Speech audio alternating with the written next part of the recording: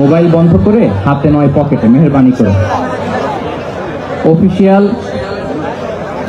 জি জি শুনুন, এদিকে তাকান। অফিসিয়াল ক্যামেরাম্যান ছাড়া এবং এই প্রোগ্রাম থেকে যে ভলান্টিয়ার ভাইরা আছে, সাংবাদিক বন্ধুরা ছাড়া মেহেরবানি করে কেউ এই মোবাইলটা বের করবেন না। কারণ আপনারা শায়েখকে আর কবে পাবেন বলেন? এই যে আমাদের যে দেখা হচ্ছে, এটা তো আল্লাহর বিশেষ মেহেরবানি। আর জ্ঞান আসে এরকম 1 to 1, ব্রেইন টু ব্রেইন, সিনা বা সিনা, সাদার বা সাদার। ভিডিও থেকে, মোবাইল থেকে এলেম আসে না। তো আপনি লাইভ করবেন, কমেন্টস করবেন, হোয়াটসঅ্যাপ গ্রুপে ভিডিও শেয়ার দিবেন, আরেকজনের মাথার উপর দিয়ে এরকম করবেন, খুবই বিশৃঙ্খলা হবে।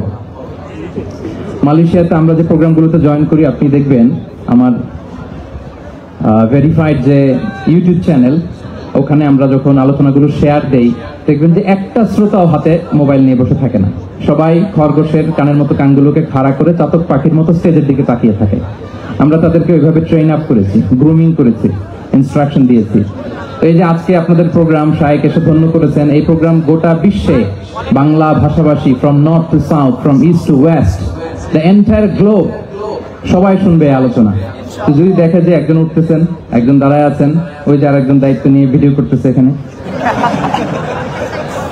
আপনি যতবার মোবাইল বের করবেন ঠিক ততবারই আমি আপনাকে থামাবো। 6:45-এ মাগরিবের সালাত, তো মাত্র 45 minutes in our hand, 45 minute. এর মধ্যে যদি বারবার মোবাইল বের করে এরকম ডিস্টার্ব করেন, আমি কিন্তু বারবার থামাবো। কারো হাতে মোবাইল থাকবে না। আপনার পাশে যদি কোনো ভাই মোবাইল ধরে রাখে, বলবেন ভাই মেহেরবানি করে পকেটে। মোবাইল থাকবে কই? হয় না, একসাথে আওয়াজ করে বলেন, মোবাইল কোথায় রেখেছেন? পকেটে রেখেছেন? রেখেছেন? জি, পকেটে, পকেটে। Mobile should be in pocket. জি, মাশাআল্লাহ, মাশাআল্লাহ, আলহামদুলিল্লাহ। এই তো খুবই সুশৃঙ্খল, খুবই সুশৃঙ্খল। এই 45 মিনিট যদি বারবার আপনাদেরকে থামাতে থামাতে, ইনস্ট্রাকশন দিতে দিতে আপনারা নষ্ট করেন, আপনারা মাহরুম হবেন। আমি একটা টপিক নিয়ে কথা বলতে এসেছি, আপনারা যদি এভাবে মোবাইল ধরে রাখেন তাহলে ডিস্টার্ব হবে। মোবাইল বন্ধ, কারো মোবাইল চলবে না। Mobile should be in pocket. পকেটে রেখেছেন তো সবাই, না? 15 মিনিট পর আবার আস্তে করে বের করবেন। কারা কারা হাত তোলেন তো? বের করবেন, মোবাইল বের করবেন। আমার দিকে তাকিয়েছেন তো? আচ্ছা, তাহলে আমরা শুরু করি। জি, আমার দিকে তাকান। নাহমাদুহু ওয়া নুসাল্লি আলা রাসূলিহিল কারীম। আম্মা বা'দু ফাআউযু বিল্লাহি মিনাশ শাইতানির রাজীম। বিসমিল্লাহির রহমানির রহিম।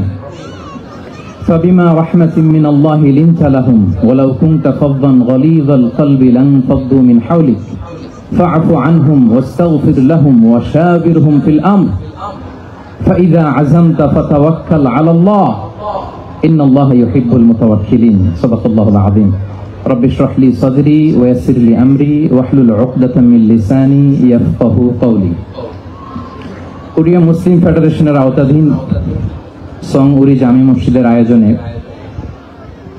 বেজিং ইউনিভার্সিটি স্টেডিয়ামে আজকের আয়োজিত এই দ্বিতীয় বার্ষিক ইসলামী মহাসম্মেলনে আপনারা যারাই উপস্থিত হয়েছেন, আপনাদের সবাইকে জানাচ্ছি আন্তরিক শুভেচ্ছা এবং মোবারকবাদ।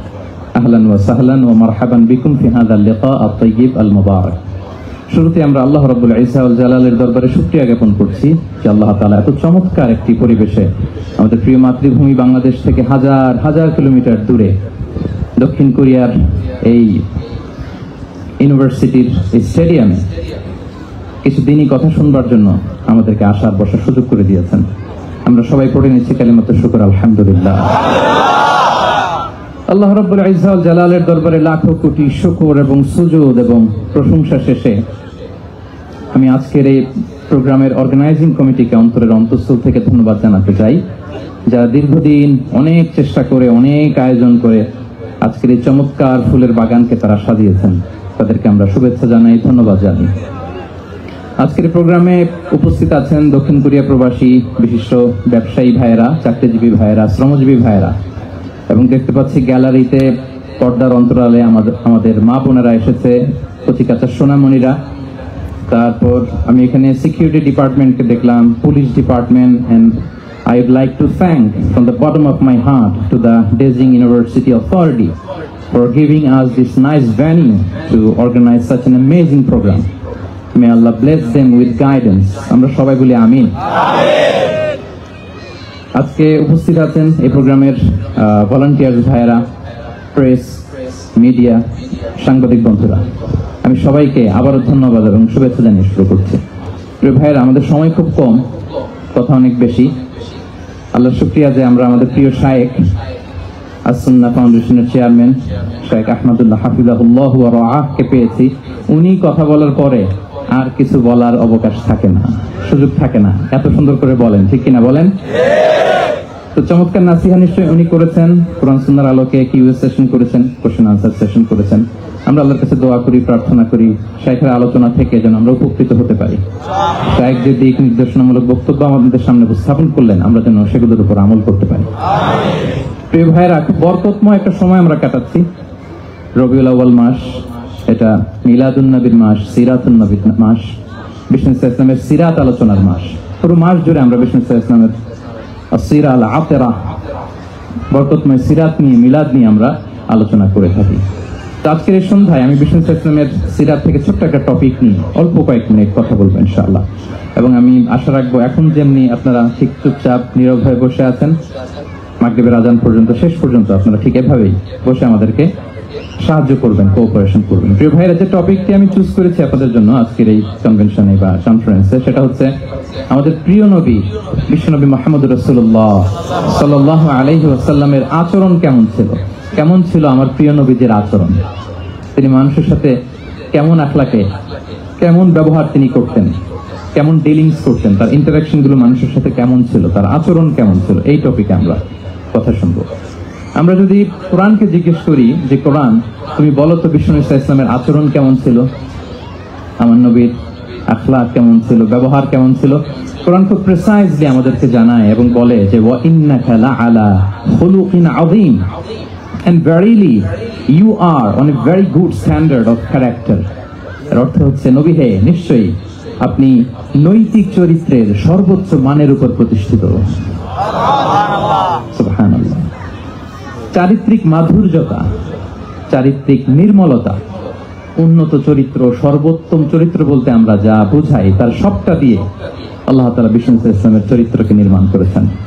বিষ্ণু ইসলামের মাথার চুল থেকে পায়ের নখ পর্যন্ত একটা কলমের কালির ডট ফেলার ক্ষমতা বিশ্বের কারণে, ঠিক কিনা বলেন? এজন্য আল্লাহ বলছেন ওয়া ইন্নাকা লাআলা খুলুকিন আযীম, নৈতিক চরিত্রের সর্বোচ্চ স্ট্যাটাস, সর্বোচ্চ মানে আপনি নবীকে প্রতিষ্ঠিত। এবং তিনি বলতেন ওয়া ইন্নামা বুইসতু লিউতাম্মিমা মাকারিমাল আখলাক, আমি উত্তম আচরণের পূর্ণতা দান করার জন্য এই পৃথিবীতে এসেছি। উত্তম চরিত্রের পূর্ণতা দিতে, চারিত্রিক পূর্ণতা দিতে, বিশ্ববাসীকে উত্তম চরিত্র শিখাবার জন্য এই পৃথিবীতে এসেছি। বিষ্ণু ইসলামের চরিত্রের চাইতে সুন্দর চরিত্র এই পৃথিবীতে কারো কি হতে পারে? আমরা তো আমাদের নেতাদের চরিত্রের ব্যাপারে বলি আমার নেতার চরিত্র ফুলের মতো। আসলে কোথায় কি বলতে হবে এই সেন্সটাই আমাদের নাই। আল্লাহু আকবার। বিষ্ণু ইসলামের চরিত্রের ব্যাপারে স্বয়ং আল্লাহ তাআলা সার্টিফাই করেছেন। এবং আম্মা জান আয়েশা রাদিয়াল্লাহু তাআলা আনহাকে যখন জিজ্ঞেস করা হতো যে হে আম্মা, আপনি বলেন তো আমাদের নবীর চরিত্র কেমন ছিল, কাইফা কানা খুলুকু রাসূলিল্লাহ, কেমন ছিল নবীর চরিত্র, সাহাবারা বড্ড আগ্রহ নিয়ে জিজ্ঞেস করতেন। আম্মা জান আয়েশা বলেছেন কানা খুলুকুহু আল কোরআন, বিষ্ণু ইসলামের চরিত্র ছিল কোরআনী চরিত্র। কোরআনে যা করতে বলা হয়েছে, যা করতে বারণ করা হয়েছে, তা প্র্যাকটিক্যালি বিশ্বনবীর জীবনে সেটা করে দেখানো হয়েছে। এবং তিনি বলতেন عندما رسول الله صلى الله عليه وسلم يمشي على الأرض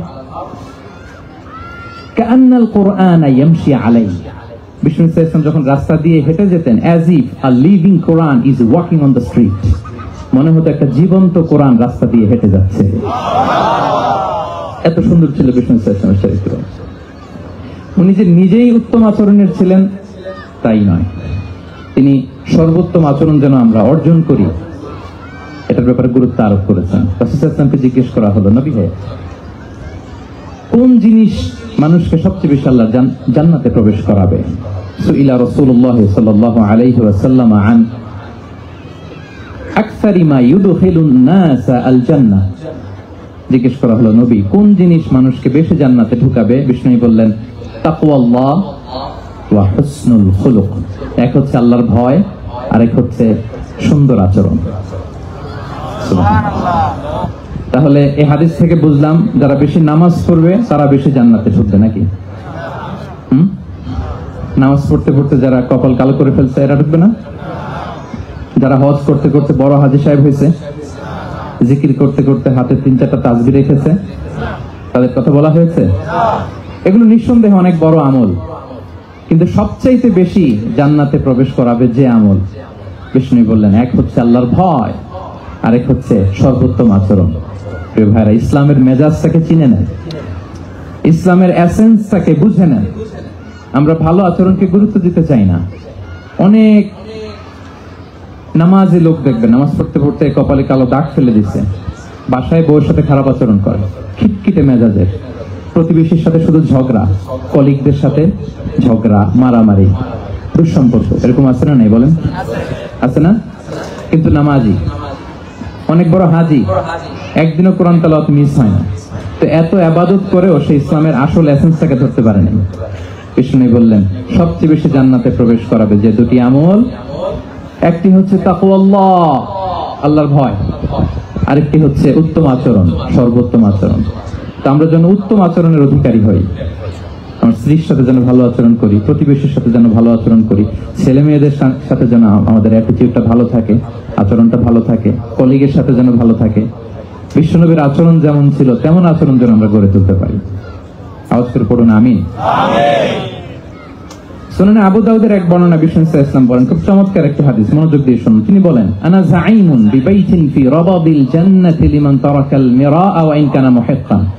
আমি ওই ব্যক্তিকে জান্নাতের আঙ্গিনায় একটা ঘরের গ্যারান্টি দেই যে ব্যক্তি তর্ক করার সময় নিজে হক এটা জেনেও সে তর্ক থামিয়ে দেয়। অনেক সময় হয় না, অনেকে পায়ে পাড়া দিয়ে ঝগড়া করতে আসে, এরকম আছে না? নাই? আপনি চুপচাপ দেখবেন একটা বাজে কমেন্টস করতেছে, আবার কমেন্টের নিচে কমেন্ট, আবার গালি, হ্যাঁ আছে না এরকম? বিষ্ণু বলেন নিজে হক এটা জানার পরেও আর যাতে তর্ক না বাড়ে, যে তর্ক থামিয়ে দেয় জান্নাতের আঙ্গিনায়, তাকে আমি একটা ঘরের গ্যারান্টি দেই। ওয়াবিবাইতিন ফি ওয়াসাতিল জান্নাতি লিমান তারাকাল কাযিবা ওয়া ইন কানা মাযিআন। আর ওই ব্যক্তিকে আমি জান্নাতের মাঝখানে একটা ঘরের গ্যারান্টি দেই যে ব্যক্তি কৌতুক করার সময়ও মিথ্যা পরিহার করে। করতেছে কৌতুক, ফান করতেছে আর কি, হি ইজ কিডিং, ফান করে, কৌতুক করে, কিন্তু কৌতুকের সময়ও সে মিথ্যা বলে না। এই স্বভাব যাদের, তাদেরকে আমি জান্নাতের মাঝ বরাবর একটা ঘরের গ্যারান্টি দেই। এরপর বিষ্ণু কি বলে দেখেন, তিনি বলেন ওয়াবিবাইতিন ফি আ'লাল জান্নাতি লিমান হাসানা খুলুকাহ। আর জান্নাতের একেবারে হাই স্পিক অফ প্যারাডাইস, জান্নাতের সর্বোচ্চ স্তরে আমি একটা ঘর বা একটা বাসভবনের গ্যারান্টি ওই ব্যক্তিকে দেই যে তার আচরণটা সুন্দর করেছে, যে সুন্দর আচরণের অধিকারী হয়েছে, তাকে জান্নাতের হাই স্পিকে আমি একটা বাসভবনের গ্যারান্টি দেই। তাহলে বলেন তো আমাদের আচরণটা সুন্দর করার দরকার আছে না নাই? এটা খুব ছোটখাটো একটা আমল, তাই না? কথা বলেন দক্ষিণ কোরিয়া প্রবাসী ভাইরা, আওয়াজ করে বলেন এটা কি ছোট আমল? দেখলে সালাম দিব, সুন্দরভাবে কথা বলবো, ভালো উইশ করব, হ্যাঁ, হিংসা জিঘাংসা অহংকার থেকে মুক্ত থাকবো, খিটখিটে মেজাজের হব না, অলওয়েজ স্মাইলিং ফেস থাকবে আমার, হৃদ্যতাপূর্ণ আচরণ। এই কাজটা কি ছোট আমল? আওয়াজ করে বলেন এই আমলটা কি ছোট না বড়? প্রিয় ভাইরা, বিষ্ণু ইসলাম সবার সাথে এরকম মাধুর্যতাপূর্ণ আচরণ করতেন, ছোট থেকে বড়, নারী থেকে পুরুষ, বন্ধু থেকে শত্রু, সবার সাথে সুন্দর আচরণ করতেন। এবং তার এই চমৎকার আচরণে মুগ্ধ হয়ে তার অনেক শত্রু মুহূর্তে তার বন্ধুতে পরিণত হয়েছে। তাহলে আসুন আমরা দেখি আমাদের প্রিয় নবীজির আচরণ কেমন ছিল। এটা ছিল ভূমিকা কথা, ইন্ট্রোডাক্টরি ডিসকাশন। এটা বুঝলে পুরো আলোচনা বুঝবেন। আলোচনার এই পর্যায়ে এসে আমি যতটুকু বললাম এটা সবার কাছে ক্লিয়ার না ভাইরা? প্রিয় নবীজির আচরণ কেমন ছিল এটা নিয়ে আমরা শুনবো। শুরুতেই আমরা দেখি যে শিশুদের সাথে বিষ্ণু ইসলাম কেমন আচরণ করতেন। এই যে এত বলার পরে লুকিয়ে লুকিয়ে অনেকে মোবাইল বের করেন, আপনি যে ডিস্টার্ব করতেছেন আমাদের, মেহরবানি করে করবেন না, এদিকে তাকান। তাহলে শিশুদের সাথে পেয়ারা নবীজি কেমন আচরণ করতেন সেটা আমরা শুনবো। আমরা যদি থ্রু দ্য লেন্স অফ সিরা অথবা through the lens of Sunnah lens দিয়ে, আমরা তো এক একজন এক এক লেন্স লাগাই, তো দেখবেন যে সুন্দর একটা গ্লাস পরলে যেটা যেই কালার ওইটা দেখা যায়, কিন্তু নীল গ্লাস পরলে গোটা দুনিয়াটা, লাল গ্লাস লাগালে দুনিয়াটা। এই জন্য কোরআনের লেন্স দিয়ে আমরা বিশ্ব দেখি। কোন লেন্স দিয়ে বিশ্ব দেখবো? We see the world through the lens of Quran. আজকের আলোচনাটা আমরা করব through the lens of সিরাত। সিরাতের আলোকে, সুন্নাহর আলোকে দেখি বিষ্ণু ইসলাম শিশুদের সাথে তিনি কেমন আচরণ করতেন। বিষ্ণু ইসলামের কাছে যখন কোনো শিশু নিয়ে আসা হতো, তিনি তাহনিক করতেন। হাদিসে এসেছে, সিরায় এসেছে। তাহনিক কি? খেজুর চিবিয়ে খেজুরের মিষ্টি রস লালা সহ বাচ্চার মুখে লাগিয়ে দিতেন। আলেমদের কাছে, অনেক আলেমদের কাছে আসে, আমার কাছে অনেকে এসেছে বাচ্চাদেরকে নিয়ে। তো আমরা এই সুন্নাহর উপর আমল হিসেবে খেজুর চিবিয়ে এর রসটা মুখে ঢুকিয়ে দিয়েছি। বারাকা, বিষ্ণু ইসলামের বারাকা নেওয়ার জন্য আসতো ছোট্ট বাচ্চাদেরকে নিয়ে। মদিনায় যখন সাহাবারা হিজরত করলেন মক্কা থেকে, মুসলিমদের ঘরে সন্তান সন্ততি নাই, বাচ্চা কাচ্চা হয় না। ইহুদিরা টিটকারি করে, এই তো মুসলমানদের সন্তান নাই। সর্বপ্রথম যেই সন্তান হয়েছে তিনি হচ্ছেন আয়েশা রাদিয়াল্লাহু তাআলা আনহার বড় বোন আসমা বিনতে আবু বকরের ঘর উজাড় করে এক সন্তান এসেছে, পুত্র সন্তান, নাম হচ্ছে আব্দুল্লাহ। কি নাম? আব্দুল্লাহ ইবনে জুবাইর। তো আসমা আব্দুল্লাহকে কোলে নিয়ে বিশ্বনবীর কাছে আসলেন। বিশ্বনবী খেজুর চিবিয়ে ওনার লালা মিশ্রিত রস খেজুর সহ মুখে লাগিয়ে দিলেন। তো আসমা সবসময় গর্ব করে বলতেন যে আমার সন্তানের পাকস্থলীতে সর্বপ্রথম যেটা ঢুকেছে এটা হচ্ছে বিশ্বনবীর লালা মিশ্রিত খেজুরের রস। আল্লাহু আকবার। বাচ্চারা আসছে বিশ্বনবী তাহনিক করতেন, এবং এটা ল্যাবরেটরিক্যালি প্রুভড, সায়েন্টিফিক্যালি প্রুভড যে বাচ্চার জন্মের পরে এরকম মিষ্টি দিলে, স্পেশালি ডেটস নির্যাস যদি দেয়া হয়, তাহলে এটা তার ইমিউন সিস্টেম বাড়ায়, রোগ প্রতিরোধ ক্ষমতা বাড়ায়, তার ব্লাড সার্কুলেশন বাড়ায়, রক্ত সঞ্চালন বাড়ায়। বিশ্বনবী এটা করতেন। অনেক মায়েরা বরকতের জন্য বিশ্বনবীর কোলে বাচ্চা দিতেন। অনেক বাচ্চা বিশ্বনবীর কোলেই পেশাব করেছে, হাদিস সাক্ষী। ওখান থেকে মাসালা এসেছে, মেয়ে বাচ্চা পেশাব করলে কিভাবে ক্লিন হবে, ছেলে বাচ্চা পেশাব করলে কিভাবে ক্লিন হবে। বিশ্বনবী কোলে নিয়েছেন, পেশাব করে দিছে ভরায়। আল্লাহু আকবার। বাচ্চাদের মাথায় তিনি হাত বুলিয়ে দিতেন। যেই বাচ্চার মাথায় বিশ্বনবী হাত বুলাতেন, ওই বাচ্চার মাথায় খুব বেশি বেশি চুল গজাতো। সুবহানাল্লাহ পড়বেন না? এক ভণ্ড, সেও ছিল নবী দাবিদার, মুসাইলামাতুল কাযযাব। সে নবীকে কপি করত, নবী যা যা করতো তাই করতো। তো সেও তার এলাকায় অনেক বাচ্চাদের মাথায় হাত বুলাই দিতে শুরু করলো, যে মুহাম্মদ বাচ্চার মাথায় হাত বুলালে বাচ্চার মাথায় চুল বড় হয়, আমিও তাই করবো। সে বলতো আমিও নবী। সে বলতো নবুয়ানি শুনলি ওয়ানি শুনলাকি মুহাম্মদ, হে মুহাম্মদ নবুয়ত তোমার অর্ধেক আমার অর্ধেক। কি মাহমুদ বাড়ির আবদার দেখছেন? বলে আমারটা আমাকে বুঝিয়ে দাও। তো নবীকে কপি করতো। বিশ্বনবী কুয়ার মধ্যে লোনা পানির কুয়ায় থুতু ফেললে মুহূর্তে লোনা পানির কুয়া মিঠা পানির কুয়ায় পরিণত হতো। এই বদমাসটা যখন কপি করে থুতু মারছে ওদের এলাকার কুয়ায়, ওটা ছিল মিঠা পানি, ওটা মুহূর্তের মধ্যে লোনা পানির কুয়া হয়ে গেছে। তো বিশ্বনবীকে কপি করে সে তার এলাকার নবজাতক বাচ্চাদের মাথায় যখন হাত বুলিয়ে দিতে শুরু করলো, পরবর্তীতে দেখা গেল ওই বাচ্চাগুলো আজীবন ছিল টাক মাথা। চুল বাড়বে তো দূরের কথা, তাদের মাথায় চুলই ওঠে নাই। আল্লাহু আকবার। মুজিজাতুন নবী। বিষ্ণু মাথায় হাত বুলিয়ে দিতেন, বাচ্চাদেরকে চুমু খেতেন। আপনারা বাচ্চাদেরকে কোলে নেবেন, আদর করবেন, চুমু খাবেন, বিষ্ণুর সুন্নাহ এটা। বাচ্চাদের সালাম দিতেন। মাঝে মাঝে বাচ্চাদের সাথে মজা করতেন, তাদের সাথে খেলাধুলা করতেন। বাসায় সময় পেলে এটা করবেন, ছেলেমেয়েদেরকে নিয়ে খেলতে নেমে যাবেন। শুধু বাচ্চাদের সাথে ফান করতেন এমন না, ভুল দেখলে শুধরে দিতেন।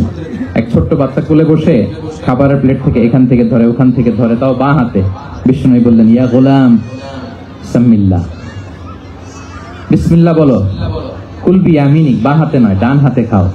ওয়া কুল মিম্মা ইয়ালিক, আর এদিক সেদিক থেকে নয়, তোমার সামনে যেটা আছে ওইটা খাও। সুবহানাল্লাহ। শুধরে দিতেন। সাদাকার খেজুরের স্তূপ ছিল, যাকাতের খেজুর। হাসান রাদিয়াল্লাহু তাআলা আনহু বিষ্ণু ইসলামের দৌহিত্র, ছোট্ট মানুষ, হাঁটতে হাঁটতে যে খেজুরের স্তূপের দিকে খেজুর নিয়ে খেলতেছেন, হঠাৎ একটা খেজুর খেতে আরম্ভ করলেন। বিষ্ণু বললেন কিখ কিখ, থামো থামো, ওয়াক থু থু। আমরা যে বাংলা ওয়াক থু বলি, এটা আরবি হচ্ছে কিখ। এই নানা ভাই রাখো রাখো রাখো। আলা তাআলাম ইন্না লা নাকুলুস সাদাকা, নানা ভাই তুমি জানো না আমরা হাশমি খানদানের, আমরা সাদাকার মাল খেতে পারি না। আঙ্গুল ঢুকিয়ে মুখ থেকে খেজুর বের করে দিলেন। সুবহানাল্লাহ। এভাবে ছোট্ট বাচ্চাদের ভুলগুলো শুধরে দিতেন, কারেকশন করতেন। সুনানে নাসাইতে এসছে, কেন রাসূলুল্লাহ সাল্লাল্লাহু আলাইহি ওয়াসাল্লাম ইয়াজুরুল আনসার, তিনি যখন আনসারীদেরকে ভিজিট করতে যেতেন, ফায়ুসাল্লিমু আলা সিবিয়ানিহিম, আনসারী বাচ্চাদেরকে সালাম দিতেন। আপনারা বাচ্চাদের সালাম দেন তো নাকি? নাকি বাচ্চাদের সালামের জন্য বসে থাকেন? অনেকে মনে করে যে আমি মুরব্বী হাজী সাহেব, 80 বছর বয়স, আমি তো শুধু সালাম পাবো, আমি দিব কেন? এরকম একটা ভুল ধারণা আছে না? সালাম শুধু ছোটরা দিবে, ব্যাপারটা কি এমন না? ছোটরা বড়দের দিবে, বড়রা ছোটদের দিবে, সবাই সবাইকে দিব, ঠিক কিনা বলেন? ইনশাআল্লাহ বলেন সবাই। ওয়ায়ামসাহু বিরুসিহিম, বাচ্চাদের মাথায় হাত বুলিয়ে দিতেন, ওয়ায়াদউ লাহুম, তাদের জন্য দোয়া করতেন। তাহলে বিশ্বনবীর বাচ্চাদের সাথে আচরণ, ডিলিংস, ইন্টারঅ্যাকশন কেমন ছিল বুঝতে পেরেছেন? একবার এক নামাজে ওনার নাতিদেরকে নিয়ে হাজির হলেন, হাসান হুসাইন রাদিয়াল্লাহু আনহুমাকে নিয়ে। তো নামাজের এক সিজদায় বিশ্বনবী এমন লম্বা সময় সিজদায় পড়ে রইলেন, মাথা আর উঠান না। মুসল্লিরা তো অবাক, সাহাবারা ভাবলেন হায় রে, নবীজি অসুস্থ হয়ে গেলেন নাকি, অথবা ওহী নাজিল হলো নাকি। নামাজ শেষে সাহাবারা জিজ্ঞেস করলেন, ইয়া রাসূলুল্লাহ, আপনি কি অসুস্থ হয়েছেন নাকি ওহী নাজিল হচ্ছিল? এত লম্বা সিজদা দিতে তো কখন দেখি নাই।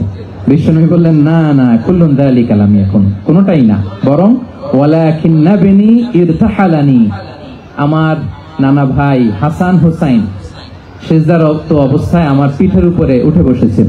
ফাকারিহতু আন উআজ্জিলাহু হাত্তা ইয়াকদিয়া হাজাতা,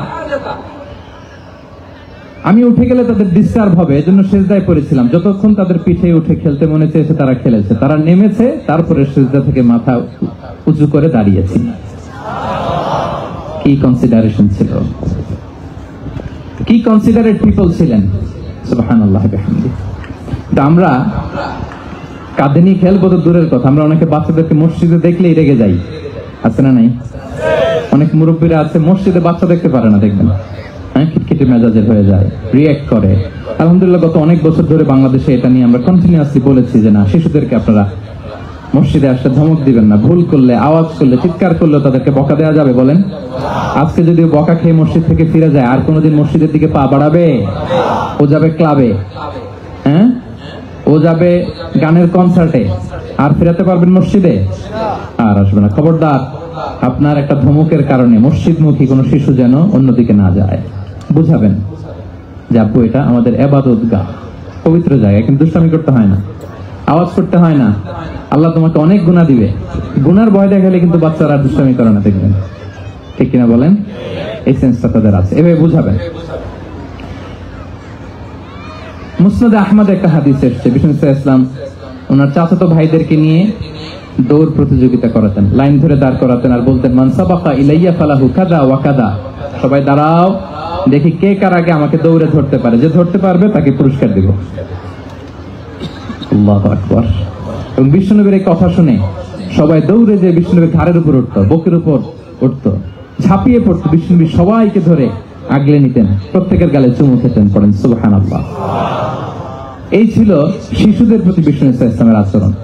তো আমরা এরকম আচরণ করি কিনা? আমাদের আচরণটা আমাদের বাচ্চা, আমাদের আত্মীয় স্বজনের ছোট ছেলে মেয়ে, আমরা কোথাও শিশুদেরকে যদি দেখি, আমরা তাদের সাথে কিভাবে আচরণ করি, একটু মিলিয়ে নিন কার আচরণ কেমন, এরকম করেন কিনা। আমি আর জিজ্ঞেস করতে চাইলাম না, জাস্ট আস্ক ইউরসেলফ, নিজেকে জিজ্ঞেস করুন যে আমরা আমাদের বাচ্চাদের সাথে এরকম আচরণ করি কিনা। তাহলে প্রথম পয়েন্টটা কি, আর শিশুদের সাথে বিষ্ণু ইসলামের কেমন আচরণ ছিল, এটা কি আপনাদের কাছে ক্লিয়ার হয়েছে প্রিয় ভাইরা? আপনাদের কষ্ট হচ্ছে না? হ্যাঁ, শেষ করে দিব? আর কয়েক মিনিট শুনবেন তো? ইনশাআল্লাহ পড়েন সবাই। আচ্ছা, শিশুদের পার্ট শেষ, এবার দেখি বয়স্কদের সাথে, অ্যাডাল্টদের সাথে বিষ্ণু ইসলামের আচরণ কেমন ছিল, বড়দের সাথে কেমন আচরণ করতেন। আমরা আসুন দেখি। সাহাবারা তো সবচাইতে বেশি বিশ্বনবীর সঙ্গ পেয়েছেন, তাই না? বিশ্বনবীর সবচাইতে বেশি সঙ্গ পেয়েছেন কারা? আওয়াজ করে বলুন, ক্লাসের মতো কারা?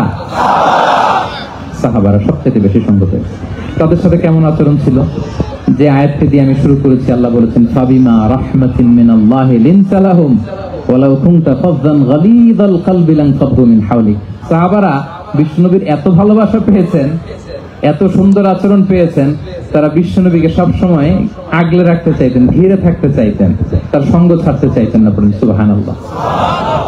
সবসময় ঘিরে রাখতে চাইতেন। বাসায় ভাল লাগে না, বিশ্বনবীর কাছে চলে যেতেন। ওয়াইফের সাথে মনোমালিন্য, নবীর দরবারে চলে যেতেন। এমনকি কোন সাহাবীর পেটে যদি ক্ষুধা লাগতো, ঘরে খাবার না থাকতো, তারা বিশ্বনবীর কাছে চলে যেতেন। তারা বলতেন, নবীর চেহারার দিকে তাকিয়ে থাকলেই আমাদের ক্ষুধা মিটে যেত। আগলে রাখতেন সবসময় বিষ্ণু ইসলামকে। আর সবসময় বিষ্ণু ইসলাম একটা স্মাইলিং ফেস নিয়ে তাদের সাথে কথা বলতেন, মুচকি হাসবেন। বিষ্ণু বলেন তাবাসসুমুকা ফি ওয়াজহি আখিকা সাদাকা, you smile to your brother, it's a charity.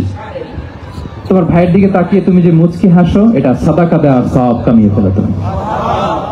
সাহাবারা বলতেন মা রাআইতু আহাদান আকসারা তাবাসসুমান মিন রাসূলিল্লাহ সাল্লাল্লাহু আলাইহি ওয়াসাল্লাম, বিশ্বনবীর চাইতে বেশি কাউকে আমরা কোনোদিন মুচকি হাসি দিতে দেখিনি।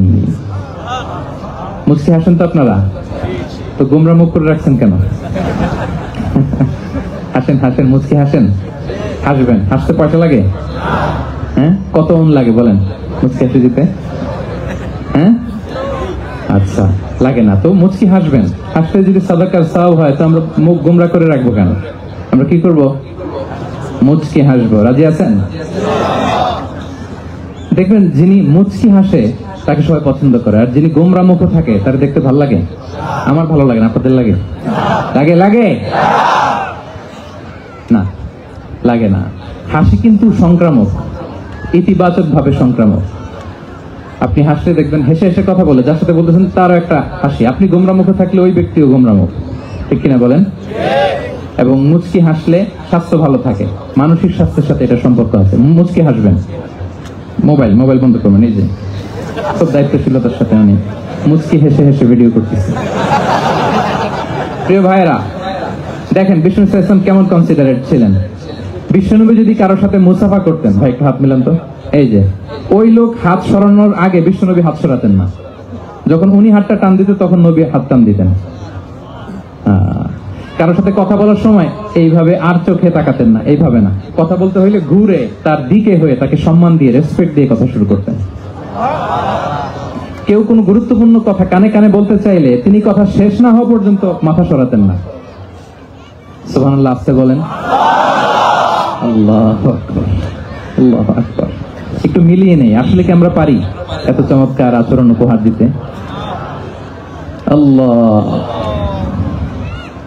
কতটা কনসিডারেট ছিলেন দেখেন। এক বেদুইন, অক্ষর জ্ঞানহীন মানুষ, সভ্যতার ছোঁয়া তার মধ্যে লাগেনি। সে মসজিদে নববীতে ঢুকে একবার মসজিদে নববীর মাঝখানে পেশাব করা শুরু করলেন। কি করা শুরু করলেন? কোথায়? টয়লেটে? কোথায়? ইসলামের সবচাইতে দ্বিতীয় সবচাইতে পবিত্র জায়গা বিশ্বনবীর মসজিদের মাঝখানে। সাহাবারা তাকে মারতে উদ্ধত হলেন। বিষ্ণু বললেন দাও, থামো থামো, এই থামো থামো। কারণ প্রস্রাব করার সময়, টয়লেট করার সময় হুট করে কাউকে ধমক দেওয়া যায় না, ডাকা যায় না, দরজায় বড় নক করা যায় না, নক করা যায় না, করলে তার ক্ষতি হতে পারে, এটা করবেন না। বিষ্ণু বললেন দাও ওয়া হারিকু আলা বাউলিহি সাজলান মিন মা, এই রাখো রাখো, বেচারাকে পেশাব করতে দাও, করতে দাও, করতে দাও, পেশাব করতে দাও। সে পেশাব শেষ করলো। বিষ্ণু বললেন এক বালতি পানি ঢেলে দাও। এই এক বালতি পানি বালুতে মিশে জায়গাটা পরিষ্কার হয়ে যাবে। এরপর বিষ্ণু সাল্লাল্লাহু আলাইহি ওয়াসাল্লাম বললেন ফাইন্নামা বুইসতুম মুয়াসসিরিন ওয়া লাম তুবআসু মুআসসিরিন, তোমরা এত কঠোর হচ্ছ কেন? আল্লাহ তো তোমাদেরকে কঠোর করে পৃথিবীতে পাঠাননি, সহজপন্থী করে আল্লাহ তাআলা আমার এই উম্মতকে পৃথিবীতে পাঠিয়েছে। পড়েন সুবহানাল্লাহ। দেখেন কত চমৎকার আচরণের ছিলেন। এবং পরে লোকটাকে বুঝিয়ে বললেন, সে কালিমা পড়ে মুসলমান হয়ে গিয়েছে। আল্লাহু আকবার। এই ছিল বিষ্ণু সাল্লাল্লাহু আলাইহি ওয়াসাল্লামের ইন্টারঅ্যাকশন সাহাবাদের সাথে। এবং সাহাবাদের জন্য তিনি দোয়া করতেন প্রাণ ভরে। প্রিয় ভাইরা, দোয়া চাওয়া, দোয়া করা দুটোই সুন্নাহ। প্রাণ ভরে তিনি সাহাবাদের জন্য দোয়া করেছেন। বিষ্ণু সাল্লাল্লাহু আলাইহি ওয়াসাল্লাম একবার ওয়াশরুম সেরে এসে দেখলেন কে যেন অজুর পানি রেখে গিয়েছে। জিজ্ঞেস করলেন কে রেখেছে? বলা হলো আব্দুল্লাহ ইবনে আব্বাস রেখে, ছোট্ট আব্দুল্লাহ। বিষ্ণু সাল্লাল্লাহু আলাইহি ওয়াসাল্লাম খুশি হয়ে গেলেন, হায় রে, সে কিভাবে খেয়াল করলো আমি এখন ওয়াশরুম থেকে আসলেই তো আমার অজুর পানি লাগবে। খুশি হয়ে একটা দোয়া করলেন তার জন্য। তিনি বললেন আল্লাহুম্মা ফাক্কিহহু ফিদ্দীন ওয়া আল্লিমহু তা'ওয়িল, মানে হে আল্লাহ আপনি তাকে দ্বীনের জ্ঞান দেন এবং কোরআনের ব্যাখ্যা তারে শিক্ষা দেন। বিশ্বনবীর এই দোয়া এমন ভাবে কবুল হয়েছে, এই আব্দুল্লাহ ইবনে আব্বাস যত মুফাসসির পৃথিবীতে আসবে সকল মুফাসসিরদের সম্রাট হিসেবে আল্লাহ তাকে কবুল করেছেন। বিশ্বনবীর দোয়া তারা পেয়েছেন। উম্মে সুলাইম রাদিয়াল্লাহু তাআলা আনহা, আনাস রাদিয়াল্লাহু তাআলা আনহুকে নিয়ে আসলেন। বললেন নবী হে, আপনি এসেছেন, আমরা যে এত খুশি মদিনাবাসী, সবাই দেখে আপনার হাতে কিছু না কিছু হাদিয়া দেয়, আমি কি দিব? কিছু দেয়ার নাই। কিছু দেয়ার নাই, আমি গরিব মানুষ, আমি আমার নাট ছেঁড়া ধন, কলিজার টুকরা আনাস, আমার শিশু সন্তানটারাই আপনারে হাদিয়া দিয়ে দিলাম। খোয়াই দিমুকা আনাস। নবী হে, সে আপনার ছোট্ট খাদেম হবে, আপনার কাজ করে দিবে। উদু আল্লাহ আলাহ, আপনি তার জন্য একটা দোয়া করেন। বিষ্ণু দোয়া করলেন, কি দোয়া করলেন? আল্লাহুম্মা আকফির মালাহু ওয়া ওয়ালাদা, আল্লাহ আনাসের সম্পদও বাড়ায় দাও, ওয়া ওয়ালাদা, তার সন্তানও বাড়ায় দাও। দেখেন এই দোয়ার কি বরকত। এই দোয়ার বরকতে আনাস বলে, মদিনাতে যত খেজুর বাগান ছিল সবগুলো খেজুর বাগানে বছরে খেজুর হতো একবার, কিন্তু নবীর দোয়ার বরকতে আমি আনাসের বাগানে খেজুর হতো বছরে 2 বার। আর ওনার সর্বসাকুল্যে ছেলে মেয়ে ছিল, কোন বর্ণনায় 78 জন, কোন বর্ণনায় 80 জন। আমাদের পুরো বংশে আছে 80 জন, কথা বলেন। আপনার পুরো গোষ্ঠীতে 80 জন আছে? ওনার শুধু ছেলে মেয়ে, একজনের ছেলে মেয়ে কয়জন? 80 জন। বিষ্ণুনবীর দোয়া কি ইন্টারেকশন দেখেন, একজন ট্রু লিডারের কি বৈশিষ্ট্য। তিনি সাহাবীদের ভালো গুণ দেখলে তাদেরকে উৎসাহিত করতেন, ইন্সপায়ার করতেন, প্রশংসা করতেন। আবু মুসা আল-আশআরী রাদিয়াল্লাহু তাআলা আনহু, তিনি রাত জেগে চমৎকার কণ্ঠে তেলাওয়াত করতেন। একদিন তার ঘরের পাশ দিয়ে বিষ্ণুনবী যাচ্ছিলেন, পরের দিন বললেন, আবু মুসা, আমি কিন্তু তোমার কণ্ঠ শুনেছি, বড় সুরেলা গলা তোমার। লাকাদ উতিতা মিজমারান মিন মাজামিরি আলি দাউদ, দাউদ নবীর গলায় আল্লাহ যে সুরের ঝংকার দিয়েছেন, এই উম্মতের মধ্যে আল্লাহ তোমার গলায় সেই সুরের লহরী ঢেলে দিয়েছেন। আচ্ছা বলেন, নবী যদি প্রশংসা করে যে তোমার তেলাওয়াতটা খুব সুমধুর হয়েছে, তার কেমন লাগবে বলেন তো?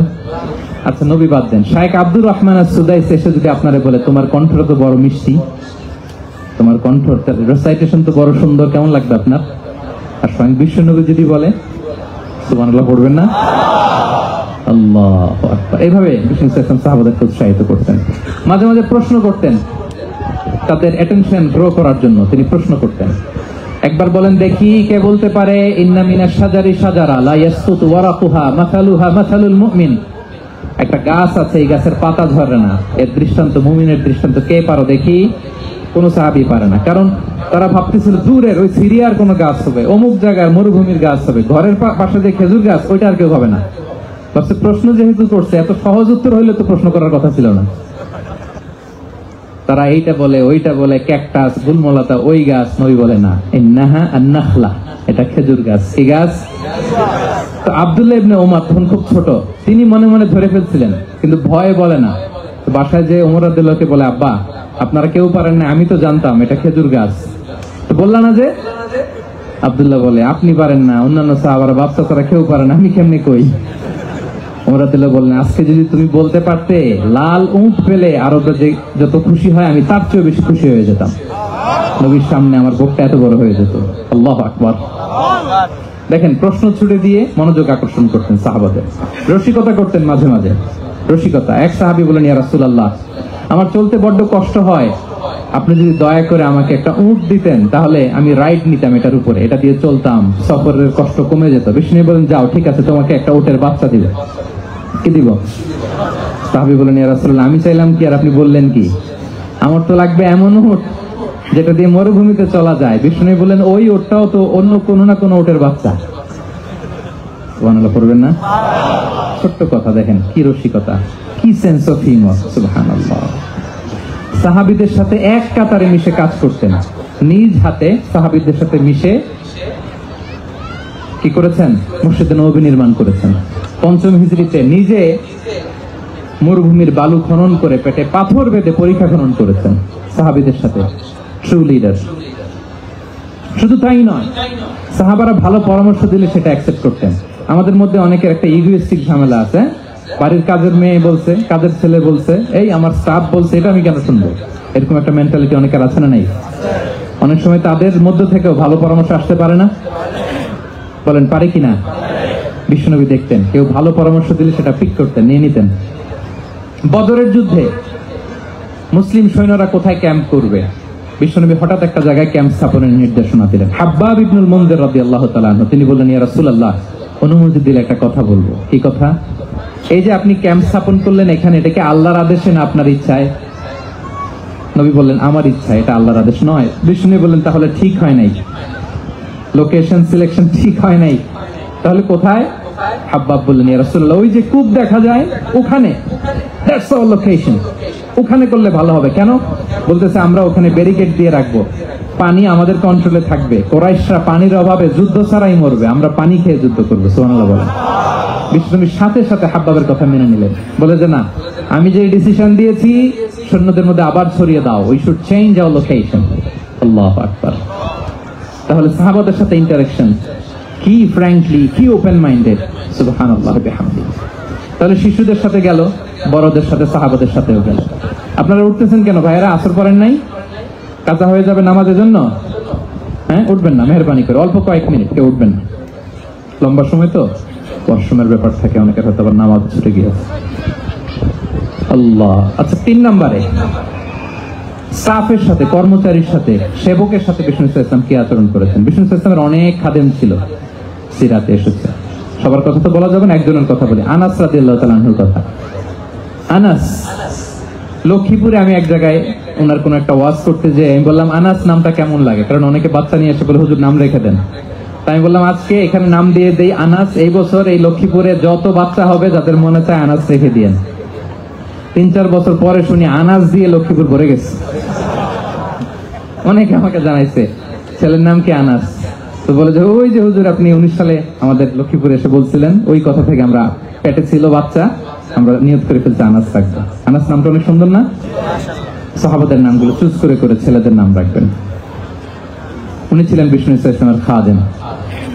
কোনদিন তিনি কোন ওনার স্টাফকে, সেবককে, খাদেমকে মারধর করেন নাই কোনদিন। আমরা তো পান থেকে চুন খসলে, আল্লাহ, বাংলাদেশে ওই যে লোহার খুন্তি গরম করে কাজের মেয়ের পিঠে শাঁকা দেওয়া হয়, এরকম আছে না নাই? ডাকাত বলেন। মানবাধিকার কর্মী, আবার নারী আন্দোলনের বড় নেত্রী, কিন্তু ঘরের ভেতরে দেখা যায় তার আসল চরিত্র। কারো আসল চরিত্র যদি জানতে চান, কয়েকটা জায়গায় নক করলে জানা যায়। এক হচ্ছে তার বউ, তার ব্যাপারে কি বলে, তার স্ত্রী। এরপর তার ড্রাইভার কি বলে, তার ঘরের কাজের মহিলাটা কি বলে। এদের কাছে নক করলেই আপনি বড় সাহেবের আসল তথ্য পেয়ে যাবেন। কথা বুঝতে পেরেছেন? আনাস রাদিয়াল্লাহু তাআলা আনহু বলেন, খাদিমতুন নবিয়্য 10 সিনিন ফামা ক্বালা লি উফ ফামা ক্বালা লি লিমা সানা'তা ওয়ালা লিমা লা সানা'তা। আমি 1 বছর 2 বছর নয়, 10 বছর বিশ্বনবীর খাদেম ছিলাম। আওয়াজ করে বলেন তো কয় বছর? একদিনের জন্য আমার কোনো কাজে বিরক্ত হয়, উফ, ইস, আরে, বিরক্ত হয়ে আমরা এগুলো বলি না? একদিনের জন্য বলে না, একদিন, একটি মুহূর্তের জন্য। এই 10 বছরে একটিবারও পেয়ারা নবীজি বলেন নাই আনাস এটা কেন করলে? একবারের জন্য বলে নাই আনাস এটা করলে না কেন? একবারের জন্য তিনি বলেন। আনাস রাদিয়াল্লাহু তাআলা আনহু বলেন, একদিন একটা কাজে, সম্ভবত জুব্বা আনতে আমাকে বিষ্ণু পাঠিয়েছিলেন। আমি ছোট মানুষ, জুব্বা আনতে যে ভুলে আমি মদিনার বাচ্চাদের সাথে খেলতে আরম্ভ করলাম, খেলা দেখতে আরম্ভ করলাম। বাচ্চারা রাস্তায় খেলাধুলা করে না? বিষ্ণুনবী যেটা আনতে পাঠিয়েছে ওইটা না এনে ভুলে, ছোট মানুষ তো, সেও দাঁড়িয়ে দাঁড়িয়ে মদিনার ছেলে মেয়েদের খেলা দেখতেছে।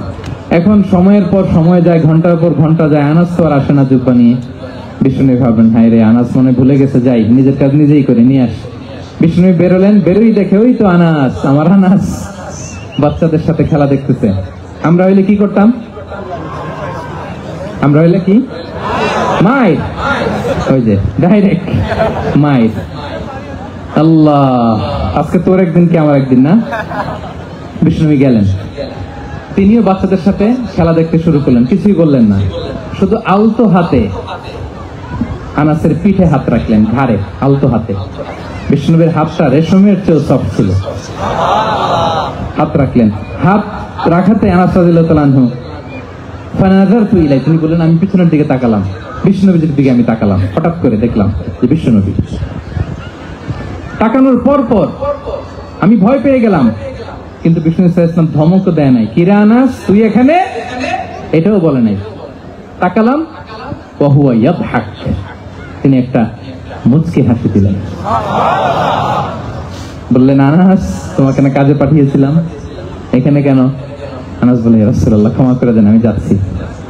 আনাস বলে বিশ্বনবীর সেদিনের মুচকি হাসির শাসন মরার আগের দিন পর্যন্ত আমার এই সোজা রাস্তায় রেখেছে। ভাইরা আমার, শাসন করতে জানলে পিট্টি দেয়া লাগে না, ধমক দেয়া লাগে না, মার দেয়া লাগে না। শাসন করতে জানলে একটা মুচকি হাসি দিয়ে শাসন করা যায়, ঠিক কিনা বলেন? তাহলে কর্মচারীর সাথে তার আচরণ কেমন ছিল আমরা জানলাম। এবার জানবো স্ত্রীর সাথে আচরণ। স্ত্রী যার সাথে আমার সম্পর্ক খুবই গভীর, খুবই মজবুত, তার সাথে কেমন আচরণ ছিল। সিরাতে অনেক কথা এসেছে, আমাদের সময় নেই, সংক্ষেপে বলি। স্ত্রীদের তিনি আগে সালাম দিতেন, মসজিদ থেকে ঘরে পৌঁছে দিতেন, ঘরের কাজে সহযোগিতা করতেন, ওঠে ওঠার সময় হেল্প করতেন, মাঝে মাঝে স্ত্রীদের পরামর্শও নিতেন। আপনারা এগুলো করেন তো? করেন? এই যে আওয়াজ নাই, পেছনে কিন্তু ভাবিরা বসে আছে সবাই। উল্টা পাল্টা বললে এখানে উইটনেস আছে, খবর আছে আজকে।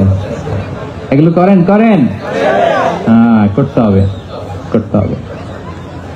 বিষ্ণু ইসলাম নিজ হাতে ঘরে উটের দুধ দহন করতেন, রুটি সেকা দিতেন, কাপড় সেলাই করতেন, এই কাজগুলো করতেন। এবং আম্মা জান আয়েশা রাদিয়াল্লাহু তাআলা আনহাকে এত ভালোবাসতেন, তিনি বলেন, আমি গোশত খেয়ে ওইটার হাড্ডিটা রেখে দিলে বিশ্বনবী আমার খাওয়া হাড্ডিটা নিয়ে আবার চুষতে শুরু করতেন।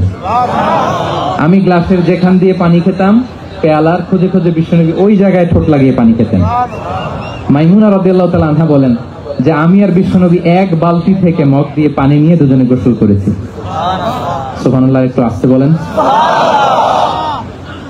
আল্লাহু আকবার, কি চমৎকার আচরণ। এবং স্ত্রীদের নিয়ে তিনি সফর করতে বেরোতেন। একবার রাত্রিবেলা বিষ্ণু ইসলাম এবং আম্মা জান আয়েশা রাদিয়াল্লাহু তাআলা আনহা, বিষ্ণু বলেন চলো তো আমরা একটু দৌড় দেই, এক্সারসাইজ হয়ে যাবে। দুইজনে দৌড় দিলেন। তখন আম্মা জান আয়েশা রাদিয়াল্লাহু তাআলা আনহা একটু স্লিম ছিলেন, তো দৌড়ে বিশ্বনবী পিছে পড়ে গেলেন, আম্মা জান আয়েশা ফার্স্ট হয়ে গেলেন, আগে চলে গেলেন। বড্ড খুশি, উনি বিশ্বনবীকে হারিয়েছেন। আবার অনেক বছর পরে, তখন সময়ের ব্যবধানে আম্মা জান আয়েশা একটু হেলদি হয়ে গিয়েছেন, আগের মতো আর চিকন নেই। আবার বিশ্বনবী এক রাতে বললেন, আয়েশা চলো আজকেও একটু এক্সারসাইজ করি, দৌড় দেই। দুজন মিলে দৌড় দিলেন। আজকে বিশ্বনবী আর আম্মা জান আয়েশাকে চান্স দেন নাই, তিনি জোরে দৌড়ে আম্মা জান আয়েশাকে রানার আপ করে দিলেন, উনি ফার্স্ট হয়ে গেলেন। এরপর কি বললেন জানেন? সুনান আবু দাউদের হাদিস, তিনি বললেন, ইয়া আয়েশা হাদিহি বিতিলকা সাবকা। দেখেন, বিশ্বনবী মনে রাখছেন, নোটে রাখছেন। বিষ্ণু বলেন, আয়েশা ওই যে এত বছর আগে কোন এক রাতে মরুভূমিতে দৌড়ে আমাকে হারাইছিলা, আজকে ওইটার বদলা নিয়ে নিলাম। তিলকা সাবকা, ওইটার বিনিময়ে এটা। ওই দিন তুমি জিতছিলা, আজকে তোমার উপর আমি জিতে গেলাম। আল্লাহু আকবার। কি হৃদ্যতা ছিল, কি সম্পর্ক ছিল না স্ত্রীর সাথে। তাই বলে মনে করবেন না যে কোনো মনোমালিন্য হতো না, হতো। মানবিক যে ব্যাপারগুলো, মাঝে মাঝে একটু ছোটখাটো মিষ্টি ঝগড়া, একটু মনোমালিন্য, এটাও হতো। এবং বিশ্বনবী এটাও টের পেতেন। তিনি বলতেন, আয়েশা ইন্নী লা আ'লামু ইদা কুনতি আলাইয়া গাদবা ওয়া ইদা কুনতি আলাইয়া রাদিয়া।